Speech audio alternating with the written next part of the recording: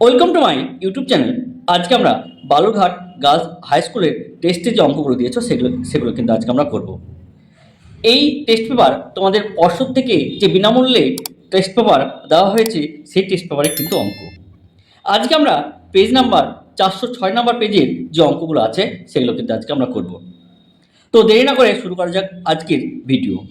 প্রথম যে অঙ্কটা দিয়েছে সেটা কি বলেছে দেখো, যে বার্ষিক নির্দিষ্ট শতকরা হার সুদে কোনো মূলধনের 1 বছরের চক্রবৃদ্ধি সুদ x টাকা এবং y বছরের সরল সুদ y টাকা হলে এই অপশনের মধ্যে কোনটা হবে।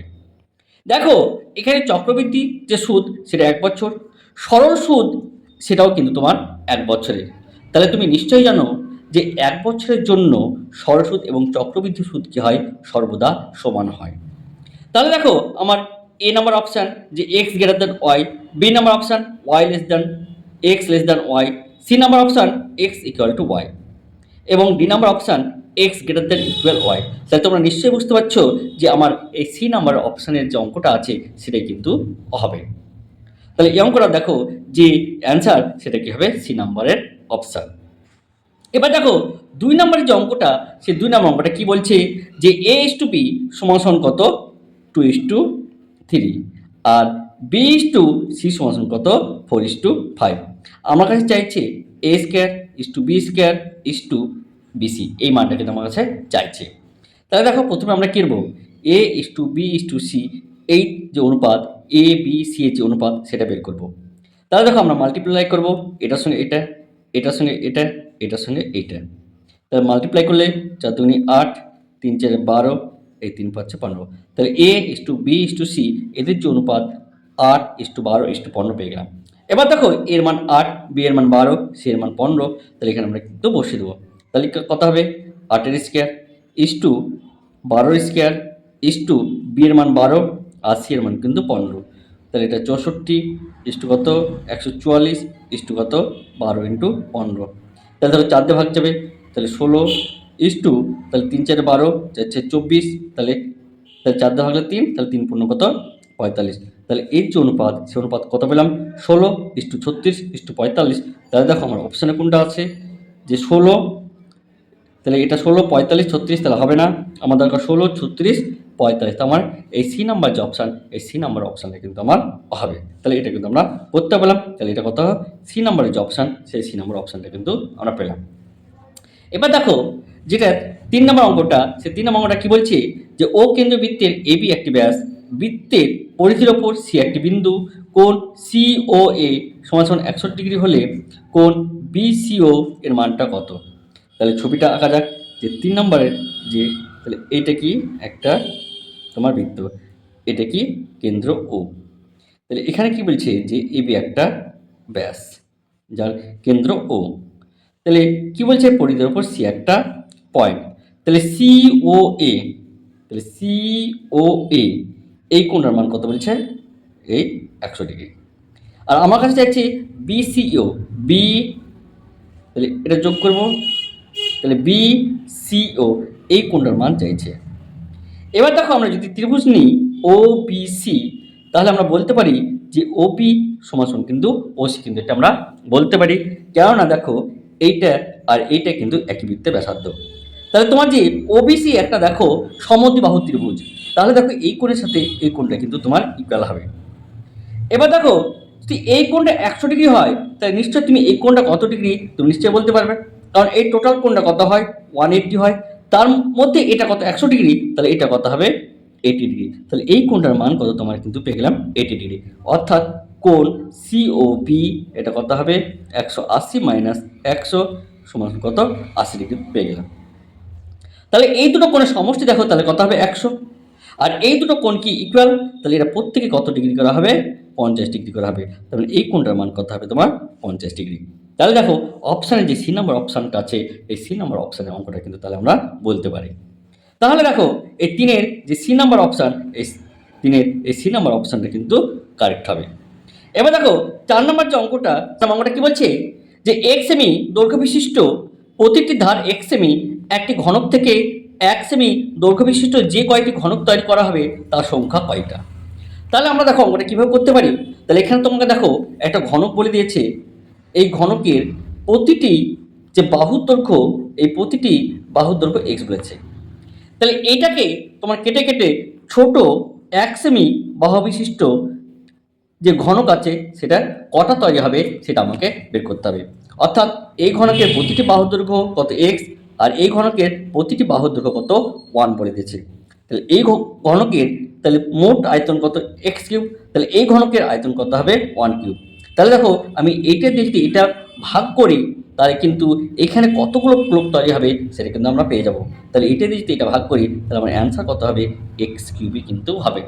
তাহলে এক্স কিউব সংখ্যক আমি কি ঘনক তৈরি করতে পারবো। তার মানে আমার যে অপশানটা আছে সে অপশানটা হবে 4-এর বি নাম্বার। এই 4-এর বি নাম্বারের অপশানটা কিন্তু হবে।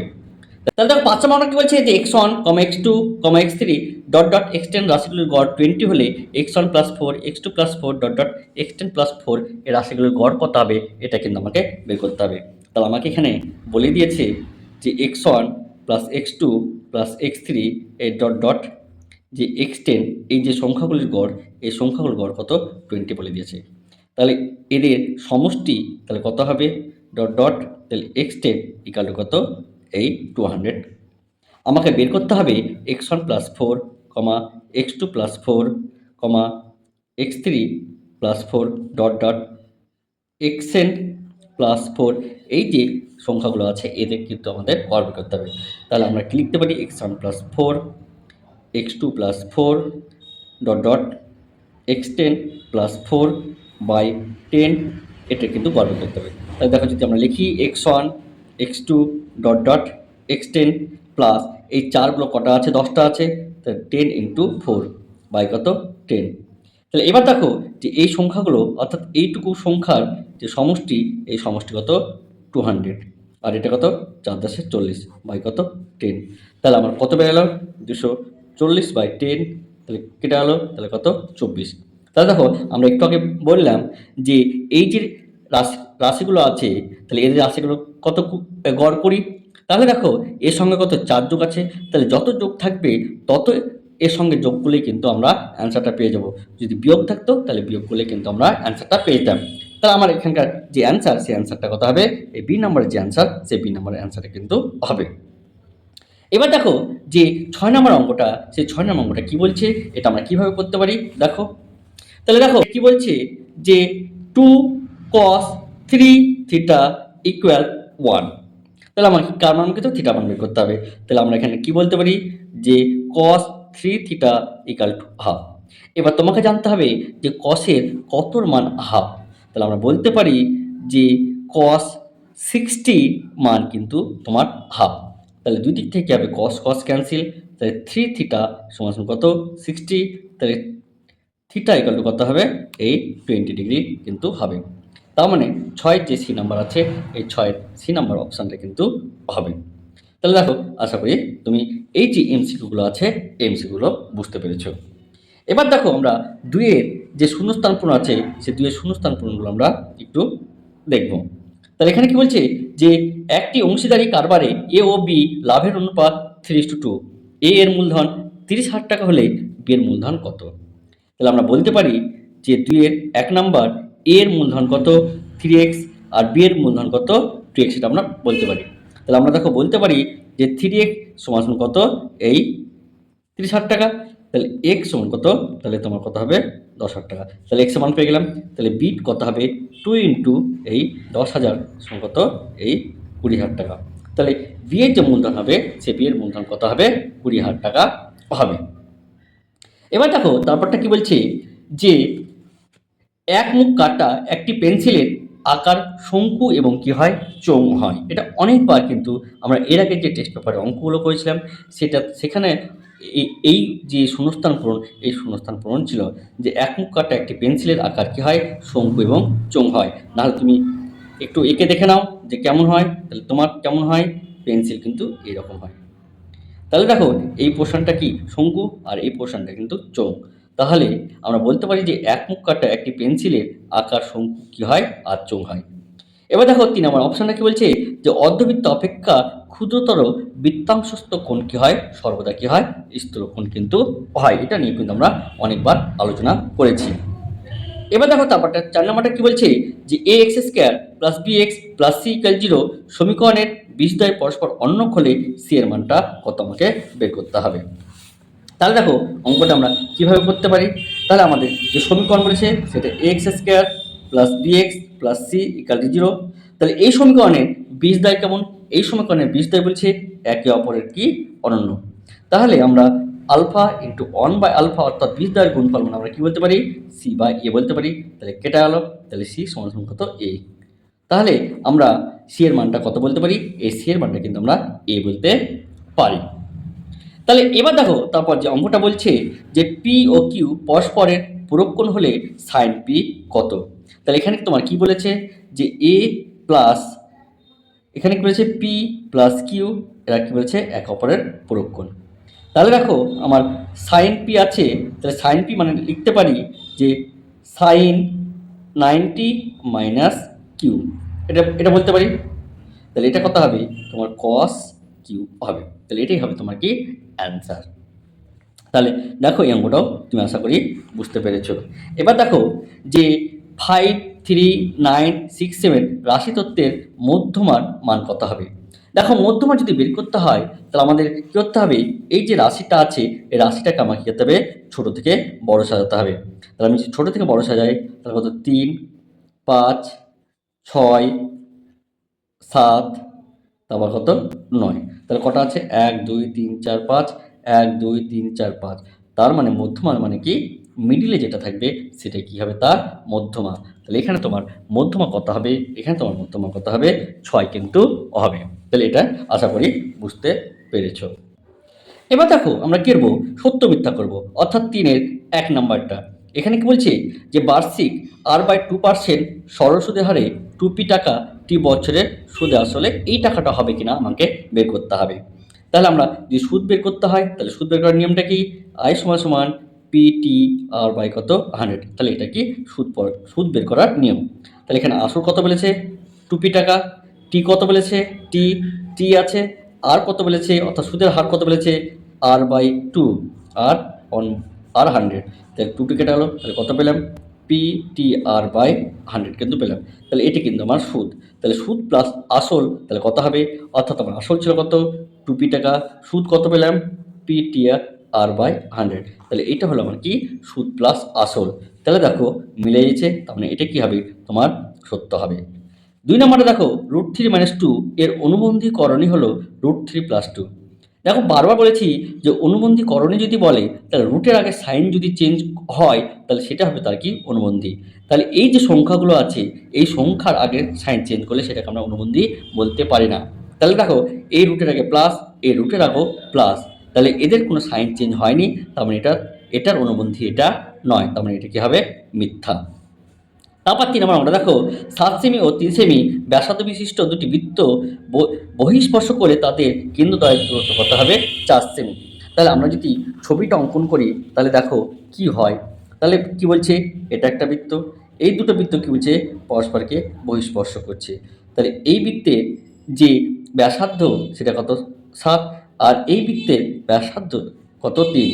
তাহলে দেখো এই দুটো ব্যাসার্ধের মধ্যে দূরত্ব অর্থাৎ এই দুটো বৃত্তের ব্যাসার্ধের মধ্যে যে দূরত্ব সেটা কী হবে যোগ হবে। অর্থাৎ বহিঃস্পর্শ করলে ব্যাসার্ধের দ্বয়ের মধ্যে যোগ হবে এবং অন্তঃস্পর্শ করলে ব্যাসার্ধ দ্বয়ের মধ্যে কী হয় বিয়োগ হয়। তাহলে যেহেতু বহিঃস্পর্শ করেছে তাহলে এই দুটো ব্যাসার্ধের মধ্যে দূরত্ব কত হবে 10 সেমি, মানে এদের কী হবে যোগ, কিন্তু এখানে কত আছে 4, তার মানে এইটা কী হবে তোমার মিথ্যা হবে। এ নম্বর অঙ্কটা দেখো কি বলছে যে সূর্যের উন্নতিকোণ 45 ডিগ্রি হলে একটি পোস্টের দৈর্ঘ্য ও তার ছায়ার দৈর্ঘ্য কী হয় সমান।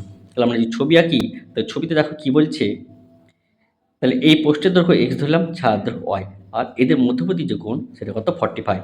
তার মানে এটা বলতে পারি tan 45 ডিগ্রি সমান কত x/y।